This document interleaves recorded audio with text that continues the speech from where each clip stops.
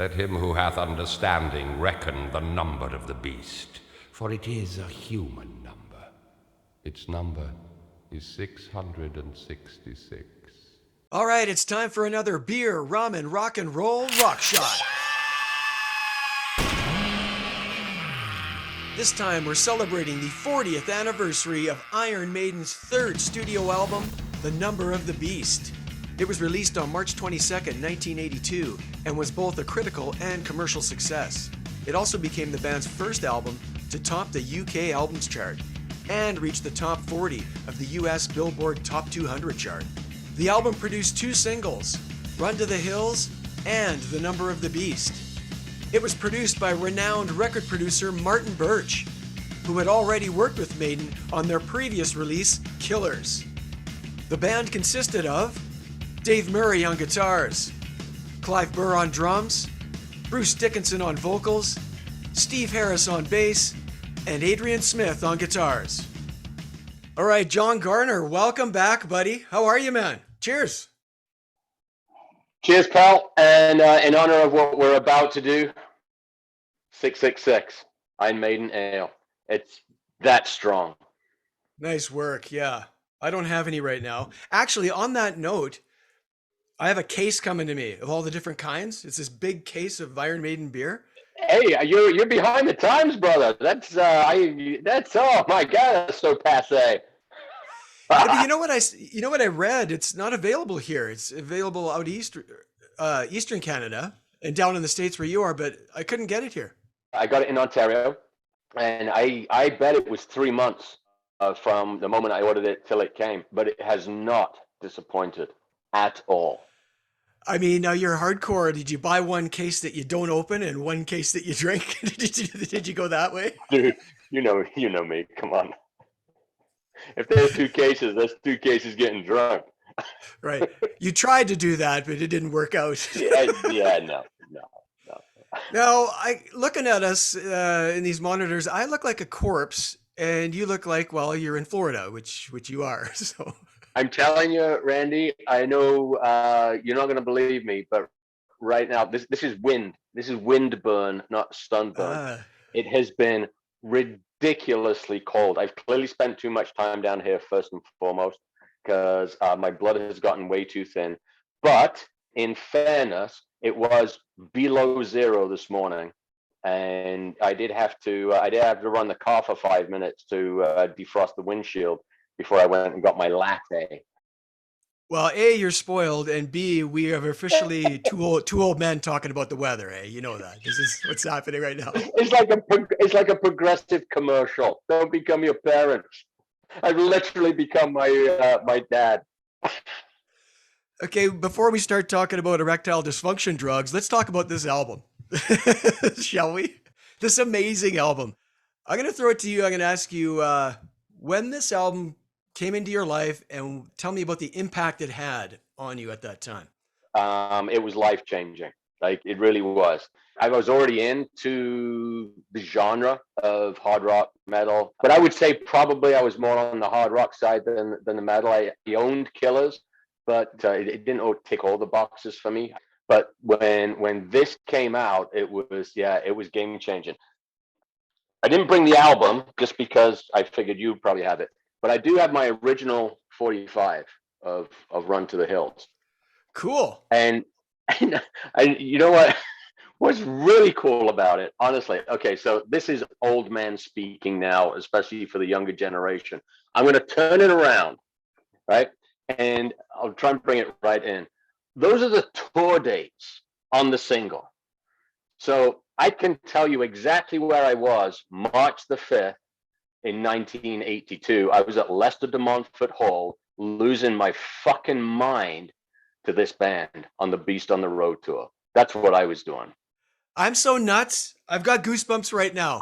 Just you saying that. Like, what Right? the hell? I'm so jealous. Go ahead. But when you look at that in detail, they started Saturday, February the 27th in Wolverhampton at the Civic Center, and they finished Saturday, the 20th of March. Where else? Hammersmith Odeon. 4 days off in between. That's it. Every single day. these guys were hammering it. The beast was on the road. Yeah, Well, they're young, man. They got nothing but energy, man. no kidding. I do have the album. It's right there, framed. Picture disc. The old picture disc autographed by Steve Harris and Adrian Smith, and you were there. We were backstage on the Somewhere Back in Time tour. So that's where mine is. It's right there. I don't have an Very actual cool, man. copy in my hand, but yeah. Okay, let me set the scene for me. It's 1982. I'm 16. And like yourself, I am obsessed with hard rock and metal music. Well, that and getting laid, but I was way more successful at the listening to music part. Yeah, I was striking out, man. And man, this is a great year, 82. I mean, if you're into hard rock and metal, you got Scorpions Blackout. You got Van Halen Diver Down. Fine, it's not their greatest album, but it's fucking Van Halen. You got Rush Signals. You got Accept, Restless and Wild. And last but not least, Priest was Screaming for Vengeance. I mean, they're compared to Priest all the time. So Yeah. they've got to hit a home run here with this kind of competition happening, right? And my friends, they were dabbling in Maiden, those first two albums, but it didn't grab me yet, right? Until I bought this album. And then it was like, holy shit, where have I been, right? Yeah, I've been a huge fan ever since, of course. What I thought was cool in hindsight, coming in at Number of the Beast and not really hearing the first two albums, really. I'm not coming in with the Paul Di'Anno, Bruce Dickinson switch. I'm not coming in with that baggage, right? Right. It's kind of a fresh deal. Because I'm sure if you were into those first two albums really hard, and they're amazing albums, I fucking love those first two albums. You're like, what? They're changing singers? Who's this fucking Bruce Dickinson from Samson? Who's this fucking dude, right? And let's face it, switching lead singers, it's tough. I mean, you got Deep Purple did it somewhat successfully. AC/DC did it majorly successfully. And Van Halen too. But it's hard to do. I mean, it's a difficult switch to make. You're not switching bass players here. You know, nothing against Steve Harris, by the way. Generally speaking. Anyway, so that's where I'm coming in. So I'm coming in clean, man. And this is exactly what I hope to hear. When I saw that album cover, I'm like, oh, this has got to be good. How can this not be good? Right. And it was awesome. It's exactly what I hoped for. So yeah, I bought that picture disc that I was talking about earlier. The musicianship's through the roof. The band looks cool. Like I said, the artwork is badass. It had it all. And speaking of artwork, I mean, what's his name? Derek Riggs, right? Derek Riggs, man. I mean, look, Iron Maiden are probably more synonymous, more known for their mascot than the band members, like personally, right? I mean, at AC/DC, everyone knows Angus for the school uniform and all that. You see his face, you probably pick him out. But there's a lot of people that, you know, Maiden, oh, that's the freaky guy, right? On the album comes. Hell yeah, it is. I'm watching that transformation. I think that's one of the coolest things they've done is how Eddie has transformed through the years with the band, with the albums, with the different looks. It's just so awesome. Back to this album in particular, there was a fuck up at the printers, hey? So the blue sky on the original album was supposed to be black or gray, but they fucked it up at the printers. So it's blue, like the one we all have is blue, until they reissued it later, and then they changed the fuck up, right? You get all the stuff, man. No wonder you have no hair. There's just too much going on. There's way too much going. Useless knowledge is pushing all my hair out. And something else I would like to add, we'll talk about the songs eventually here. Also appealing to my 16-year-old brain was all this controversy, right? The whole Satan thing and the devil and like with the artwork and the lyrics to Number of the Beast. Well, what kid isn't attracted to that? I mean, as an adult, you know, this is fucking, well, even then, you know, it's fucking stupid. It's just a topic like any other topic. And it's one song. It's not like there's Slayer where every song's about Satan and the devil and shit. It's one song. But man, as a teenager, you tell a teenager not to listen to something, but you're going to fucking listen to it. And again, and again, and again. Okay, John, let's talk about these songs. There's 8 of them running just over 39 minutes. This is back when, you know, they were a little more concise with the songwriting, and I wish they would go back to that. If you watched our review on Senjutsu, we did hammer that point home. We may have touched on it. Oh boy, yeah. All tracks written by Steve Harris, except 3, and we'll talk about those when we get to them. And something else I want to talk about, speaking of songwriting, is you can tell there's a noticeable shift in Steve Harris's songwriting. Like, he writes the bulk of the stuff at this point. When he knows he's got Bruce Dickinson's vocal style, there's a switch there, I think, for his songwriting. It's more epic in tone. It's got a whole different feel to it, right? 100%. He's storytelling. And I think that is one of the things that sets Maiden and specifically Steve Harris apart. So a quote from Martin Birch, he said, "I simply didn't think Paul Di'Anno," that's the original singer for those of you who don't know, "was capable of handling lead vocals in some of the more complicated directions I knew Steve wanted to explore. When Bruce joined, it opened up all the possibilities for the new album tremendously." So they all knew, I mean, the floodgates are going to open and sky's the limit on that shit, right? This I did not know. I did a little research, and even I didn't know this one, John. Bruce Dickinson was heavily involved in writing Children of the Damned, The Prisoner, and Run to the Hills. However, due to contractual issues with his former band Samson, he couldn't legally have any writing credit on the album. I did not know that. Really? It made sense to me when I read that, because, man, he's fine, he's new, but he's a force. And I couldn't imagine singing this stuff without some input. Like, come on. I would have been stunned had he not been involved in some of the writing, for sure. And even the concept of the various stories. Okay, man, let's do it. Track number 1, Invaders, written, of course, by Steve Harris. A little fun fact on this one. Harris said, and I quote, "It could have been replaced with something a bit better. Only we didn't have anything else to replace it at that time. We had just enough time to do what we did, and that was that." So he thinks it's not good enough. I've never, and I mean never, had a problem with this tune. You?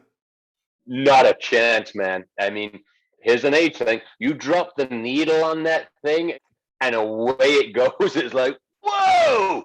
You're like Michael J. Fox in Back to the Future. I mean, pinned back in, and like, wow, this is what we're facing. I'm in. I hope it carries on at this pace. I'll be exhausted, but I hope it carries on. Oh, dude, I really like this track. I hate to argue with Steve Harris, but I'm going to. I liked it. I love the way it starts, man. Like you said, you drop the needle, and right away, Clive just hitting it hard. And it fucking goes. The riffage is awesome. The solo is cool. I mean, the chorus on the Maiden Curve is a tinge weak. I mean, you could nitpick that, but it's a solid fucking opener. And it's a history lesson. It's a whatever, 3 minute, 30-second history lesson. And, the Saxons getting mauled by the mighty Norseman. That shit happened. It's great. It's awesome. Well, that's where I got all my histories from Iron Maiden. Who's good and who? And yeah, I'll say this. It's not my least favorite song on the album. There's one I like less. So let's just say that and move on. Okay, dude. Number 2, Children of the Damned. Also written by Steve Harris. Fun facts on this one before you unleash your review on this bad boy. It's based on the films Village of the Damned and Children of the Damned. There's these 2 movies called that. And according to Bruce Dickinson, he says it was inspired by Children of the Sea off Heaven and Hell, Black Sabbath, which makes sense. It's a really strong tune, man. What are your thoughts on this one? Love it. Love it. Love it. And I love the melodic start. And I think this might be my first experience of them with that real gear change, where it builds, and then bang, we're off and away. So you were 16, I was 15, because clearly you're older than me. Okay.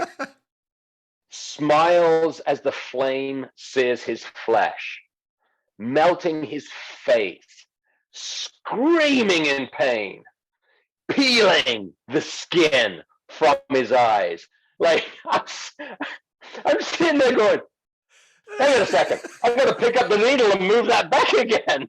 I was rewinding at that stage. Are you shitting me? What did he just say? Like, fuck. Van Halen, this is not. This is not. Are there any chicks and cars in this thing or what? Holy Jesus. What? Like, right. I just thought of something. At this point, too, I was getting pretty into horror movies and slasher flicks and this kind of stuff, too, right? Not me. No. Oh, I was. No. Oh, I was all No. over it. No. No. Doctor Who freaked me out. No. Oh, so you're a pussy. Oh, complete. I've seen Jaws 500 times. I still jump when that head drops out of the boat. Every holiday had a movie. April Fool's Day, Valentine's Day, Mother's Day, Father's Day. I liked all that shit. Friday the 13th. Oh, dude. Hey, I dressed up as Michael Myers two Halloweens ago. I scared the shit out of myself. Didn't come out of the house. Are you kidding me? I saw myself in the mirror. No. Oh, that's hilarious. Oh, man. Anywho, those lyrics are they're awesome.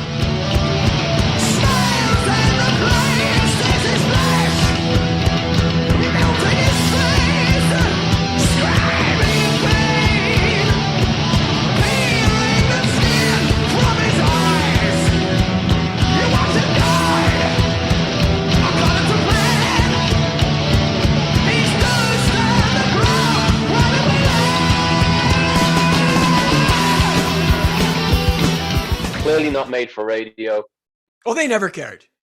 No. Yeah, we'll do a couple of tracks that maybe somebody thinks might be popular, but otherwise, we're writing songs that we like, and away you go. Yeah, they were never shooting for the radio. They were shooting for their fan base and hoping it expanded. That's what was going on there. Yeah, yeah. The 220 mark when it kicks in is just wicked. Adrian Smith's solo, holy shit, he shreds on this one, man. And I like they do this a lot. It just builds and builds and builds, right? It just keeps building. And by the end, when Bruce screams the title at you, oh my God, it's just incredible. The vocal on this one, he's fantastic start to finish on this whole album, but the vocal on this song in particular is unreal. Holy shit. Like when they got him in the vocal booth, man, and he started doing this shit, they almost been looking at each other like, holy fuck. Right? What took so long? Can we redo Killers, please? Can we redo the first two albums? Yeah. See, I love those first two albums. There's a certain thing. Diano suited those, if you ask me, but I don't want to go down that rabbit hole. For sure. Okay, dude. Track number 3, The Prisoner. So this is a co-write with Adrian Smith and Steve Harris. So my little fun fact on this one is it's inspired by a British TV show, which I'm sure you were aware of. Yes, it is. It's got the dialogue of this cat, Patrick McGoogan, a British actor. I'm sure you know. McGoohan. I'm not a number. I'm a free man. So did you watch that show? A little bit. It was a bit before my time. It was a pretty popular TV show back in the day. This showed the sort of the nuance of this band, right? They would pluck this stuff where you would expect just straight into music, and another song is like, whoa, hang on a second. What am I listening to here? Yeah, and it sounded, even somebody who obviously North America, I had no idea who this dude was or what this TV show was, but it sounded cool. Like his voice sounded cool, and that sound bite is cool, right? I mean, I love this song, by the way. This is one of my favorite Iron Maiden songs all around. I love this one. It's fast. I love the tempo. And I say the chorus has got a bit of a pop feel to it for them. It's a great song, but I love and you see this a lot through the Maiden songs, but the back and forth solos between Dave Murray and Adrian Smith. What I love is that, and maybe it's just because we're geeks on it, their styles even by now, so you know where they're switching. You know when Murray's dropping off, Smith's coming in, Murray's coming back in, then Smith, and maybe they're both playing, and they match so well, but they have a unique style about them. Absolutely, dude. And yeah, if you're geeks like us, even if you're not, you can pick that out. It's kind of like KK Downing and Glenn Tipton as well. Like one guy's a little more technical. That would be Dave Murray, I think. Adrian's a little sloppier, but just as cool. And I love the rocking those Ibanez Destroyers. Right. Oh, they're so cool. God, those are cool guitars, man. Yeah, that solo section when they're going back and forth is awesome. Yeah. And again, they do this a lot, to your point, that 343, because I timed it, there's that switch again, man. There's that breakdown, and fuck, it takes off like a rocket again, right? I am such a sucker for that. I just love that, man. I know. Love it. It's great. Oh, this is a great song. I love it.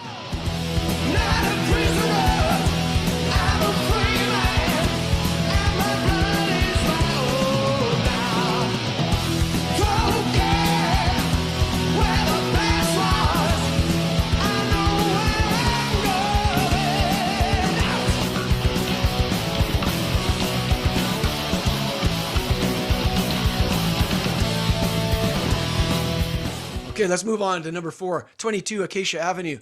Another co-write with Adrian Smith and Steve Harris. So my fun fact on this one is, and you know this of course, but for people who don't, it's the second song in the Harlot saga. It was originally written by Adrian Smith in his previous band, Urchin. So Steve Harris, I guess, saw Urchin live. Hey, I like that one. So he helped him rearrange it and kind of rewrite it a bit. And that's what we have. We've got 22 Acacia Avenue. What do you think of this one, dude?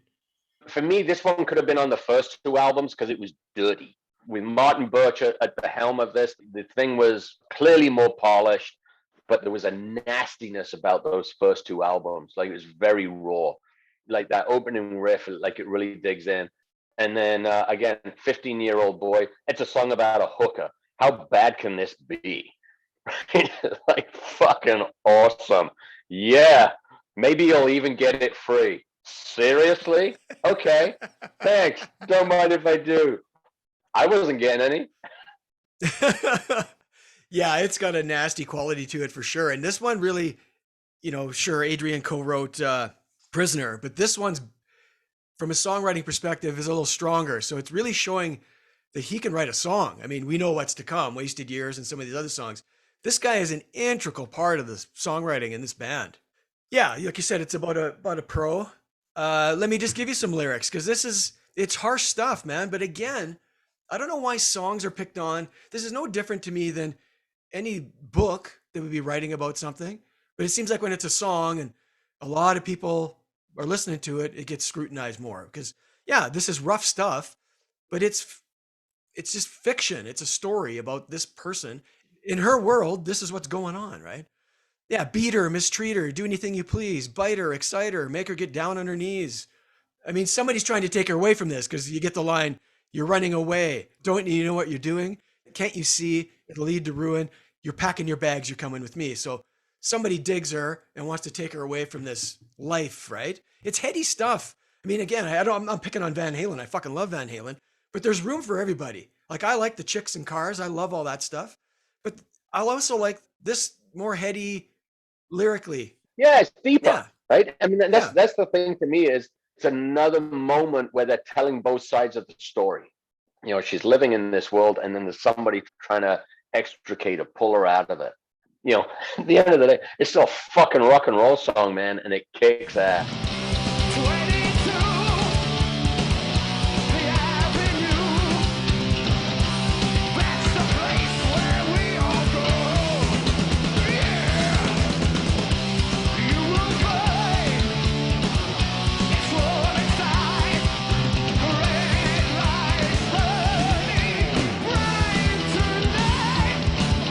It's one of the strongest tracks in the album for sure, dude. I mean, I love the tempo changes, and there's really cool dynamics, man.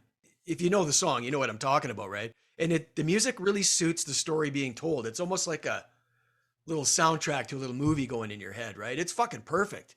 Like, it's really, really strong.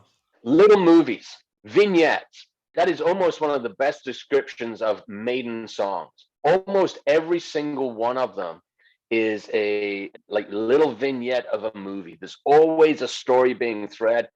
Like, I think it's just brilliant. It really is, and it's not boring, and it's just fucking interesting. Right? No, it just is. Yeah.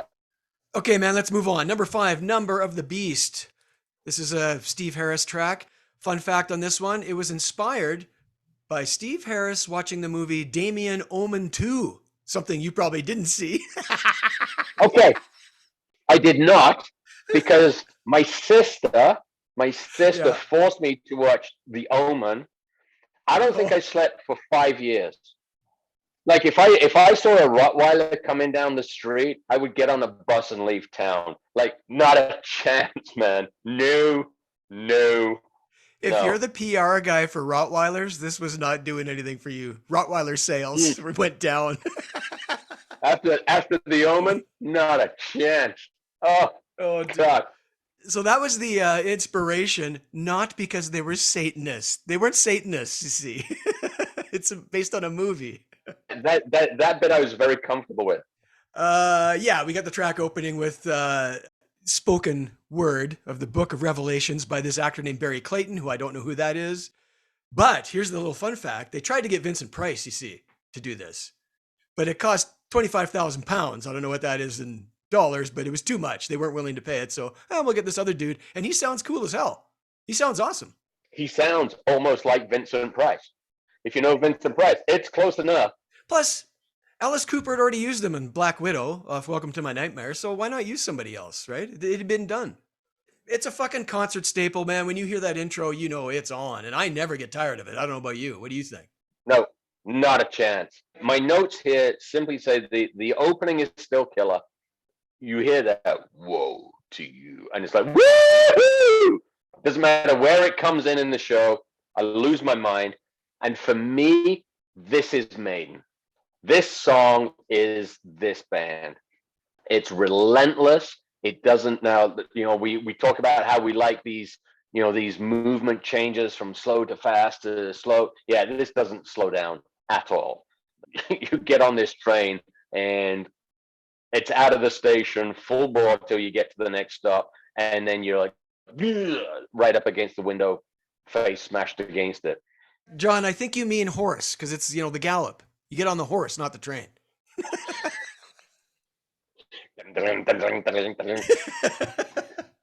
But I think, Randy, this is the first time we heard the air raid siren of Bruce Dickinson.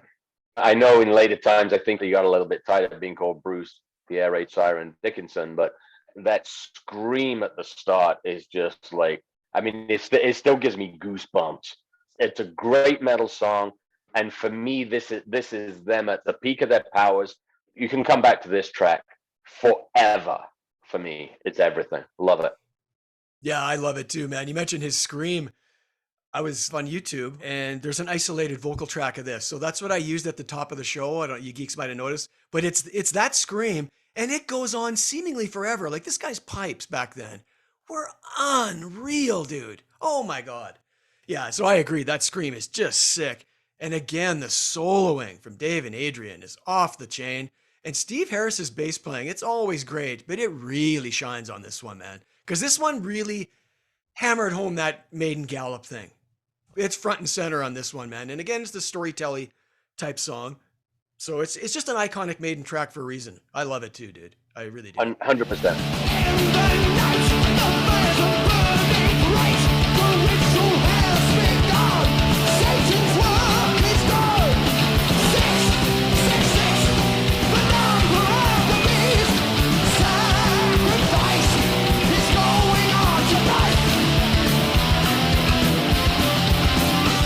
Okay, number 6, Run to the Hills. What are your thoughts on Run to the Hills, John? I have lots of thoughts on Run to the Hills, okay. Randy. Let's hear them. Here's the thing. It's a great song. What we have to do, what I have to do, and most people have to do, is move past the fact that when on regular radio, people say, hey, play Maiden. It's the only song they ever play. I know. It's annoying in many ways because in some ways it's diluted what a brilliant song this is. It's the rhythm, it's the tempo, it's the vocals. And again, I mean, a little bit like Number of the Beast, it does not get old. I love, love, love this song. This is another culture clash. And what I really dig is how they've told the story from both sides, from the First Nations and from the white man's side of it. It's brutal, it's harsh, but it tells a deep, dark story. But it's still a great fucking song. Yeah, it really is, man. Maybe your casual fan likes it because it's not musically, it's not super heavy. Lyrically, it's heavy, but it's not super heavy musically. And you combine it with the video, which has got that Buster Keaton black and white kind of goofy stuff. They're trying to lighten the mood. I mean, you can't go too dark, right? And that's why it's their biggest single. Correct me if I'm wrong. The only song I would say that's ever played more than Run to the Hills is The Trooper. This is the song where I'm going to talk about how much I love Clive Burr. I love this guy's drumming style, man. That hi-hat work he does, Yep. the fills on this song. It's sick. This guy's style, there's something about what he does. It's got more swing to it. I love what this guy brings to the fucking songs, man. I love Clive Burr. There is not a track for me on this whole album that he doesn't resonate. Oh, yeah. We can't agree on everything. I'll disagree with you just a little bit. Where I am, it's a bit played out for me. Like, I don't really need to hear it live. Like, I'd rather hear something else usually. I like it, don't get me wrong, but it is a bit played out for me. I'll just say that. Yeah, but you're wrong, so that's fine. Welcome to You're Wrong. Yeah. I want to go back to the video because at this point too with me, I was just devouring any rock video I could see, right? Whether it was Much Music or MTV when you could see it, or New Music. I'm talking Canada here, so if you don't know what I'm talking about. And I had seen, there's one previous video, Women in Uniform. You remember that one? That was technically their first video, if I'm not mistaken. I remember seeing that. And I remember, we had a Betamax, so I remember recording this stuff and watching it over and over and over. And Dickinson's got the wristband that goes from his wrist to his elbow, and he's just screaming right in the camera. I mean, I just couldn't get enough. Run to the hills. Run for your lives. Run to the hills. Run for your lives.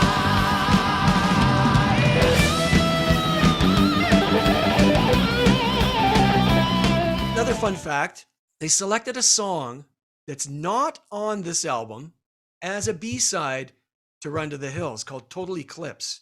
So it ends up on a re-release years later. Steve Harris's comment on this is, we just chose the wrong track as the B-side. I think if Total Eclipse had been on the album instead of Gangland, it would have been far better. Which brings us to track number 7, Gangland, written by Adrian Smith again and Clive Burr. So no Steve Harris on this one. And I think it shows in that I like the song, don't get me wrong. On the Maiden Curve, it's not that strong though. I mean, I like it, but it's my least favorite on the album. 100%, Randy. I go back and forward. I'm not a huge fan of Total Eclipse, personally. It's better than this one though, don't you think? No, I'm not sure it is. Yeah. Okay. I'm not sure it is. For me, Total Eclipse it's almost like a snatch of trying to be poppy. Okay, I'm gonna completely mess with you now. Next time you listen to the Total Eclipse, once it starts off, the riff that comes in sounds awfully Def Leppard to me. Put that in your pipe and smoke it. Yeah, I don't know. I mean, I'm okay with Gangland. It is for sure for me the weakest. For me, you got to put it in perspective as a 15-year-old. People still getting killed, murder for hire, murder for gain. Like, fuck. The body count is still high. Right. This is something my grandfather's not going to allow me to listen to. So, 2 thumbs up from Johnny. No pun intended, but I like the stabbing rhythm. It's the chorus I don't like. You know, it's interesting. He talked about Invaders being sort of a last minute. Gangland to me feels that. I love Invaders way more than Gangland, for sure. But like Steve said, it's all the time they had. Like, there's that too, right? You don't have all the time in the world to do this stuff. Not back then. Yeah. No. The one other thing I don't want to keep picking on the song, but the guitar solos feel phoned in. Like, they're not that strong compared to what we've heard on the album. They're a little phoned in for me. Okay, we've hammered on that one enough. Let's go to the 8th and final track, Hallowed Be Thy Name. People, this is Randy Legault's favorite Maiden song of all time. What's better? It's got everything they do on the highest level. Hey, there's stuff that's close, but nothing tops it for me. Nothing. Go ahead. Try to. Fight me on this. Well, Okay. They're dipping their toe into their first epic. It's 7 minutes. This is a play with crunching guitars, great bass, smashing drums, and epic storytelling. You know, we talked about short movies, vignettes. This is a short play. For me, it's the track. If nobody had heard Iron Maiden, hadn't heard a note from these guys, this is the song I'd give them. This is what these guys are. Here's some fun facts, John. It's fun fact time. Since 82, it's been in every set list except 2. It's in there every time for a reason, right? Yeah, what's it about? Well, it's about a prisoner about to be hanged. So that's a cool story. Let's give you some lyrics from this one because they're fucking really good. I'll just give you a few lines. I'm waiting in my cold cell when the bell begins to chime, reflecting on my past life, and it doesn't have much time because at 5 o'clock they take me to the gallows pole. The sands of time for me are running low. Running low. Bruce in his prime, man. I mean, he's just like pushing that. It is absolutely incredible. It's brilliant. Brilliant songmanship. Just awesome. Vocals, drumming, bass, guitar, everything's off the fucking charts on this one, man. And I like those long instrumental passages. What else? Well, again, the transition at about 4 minutes, you get that change, which would eventually become the scream for me, fill in city here. The scream for me moment. I mean, I hate to use the word again. It's iconic. There's no way you're going to see them and they're not playing this song. It's not going to happen.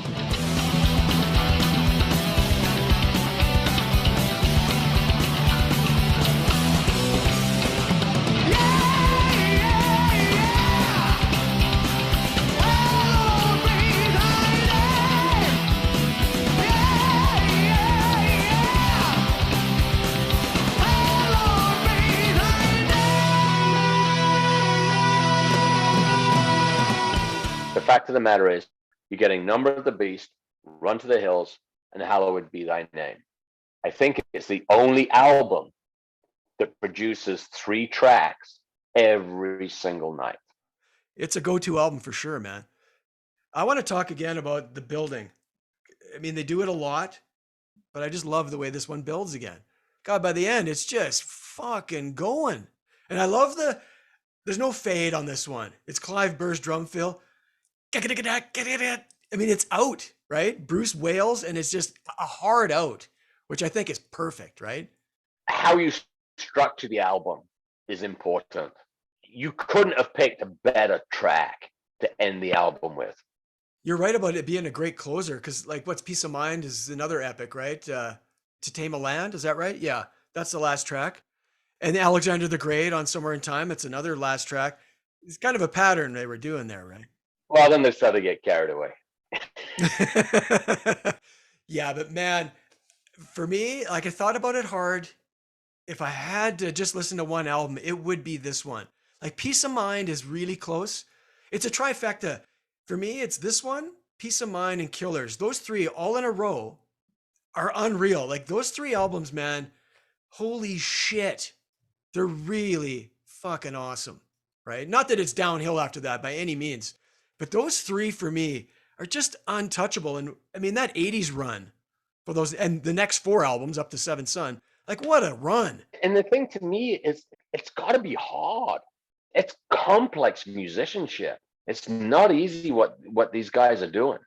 And it's every year, album tour. I mean, dude. Well, back then, like absolutely insane. Come on. Yeah, it's crazy. Yeah, as big and as great as they are, if you would have told me back then that they would be bigger in 2022 than they've ever been, you'd be like, whatever. Come on. Yeah. It's crazy, dude. Bigger than they've ever been, doing nothing to try and actually sell singles. Well, like, no. Nothing. Why would you start doing that when you never did it in the first place? When you never did in the first place. My final comment on this album, there's a youthful energy to it that I don't think the other ones quite have. Like, I'm not saying they don't have any of it, but this is you can just hear how hungry they are to take this shit to the next level. It's got an intensity that I just think is unmatched. But those first 2 albums definitely have a punk quality, and I think Number of the Beast still has a tinge of it. My Peace of Mind, it's gone. This album still has some of that energy, man. It really does. That's what Bruce brought. Like, that guy's fucking insane. Okay, dude. One last thing. I just want to show everybody this DVD, which I'm sure you own. So what this is, it's called The History of Iron Maiden, Part 1, The Early Years. The reason I want to mention it is on it, you get a bunch of really awesome live footage. So you get them at the Rainbow in 81, so that's Killer's tour. And you get some Peace of Mind stuff live in Dortmund. But you get Beast over Hammersmith, which is the Number of the Beast tour. You get 45 minutes of it. It's all reconstructed and remastered. They did what they could, because apparently when they recorded that night at the Hammersmith Odeon, it was a bit of a shit show. But they did what they could with it. They got 45 minutes out of it. And it's wicked. Like, when I fired this up, oh my God, I was losing my mind. You saw it live, you bastard. Yeah, so I highly recommend it. If you don't have it, get this DVD. It's just wicked, man. Just wicked. Okay, anything else you want to add, John? Are we good? Number of the Beast. If you don't have it, you're an idiot.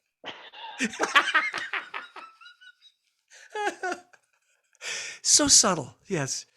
Yeah, it's an incredible, iconic album. Everybody, any hard rock metal fan should own it. Absolutely, man. Okay, buddy. Thanks for joining me once again. It was awesome as always. It's been a blast. All right? Awesome, pal. Thanks very much. Hey, you're welcome. You'll be back. Don't worry. Thanks, everybody, for checking us out. And until next time, keep rock alive. We are out of here. Peace.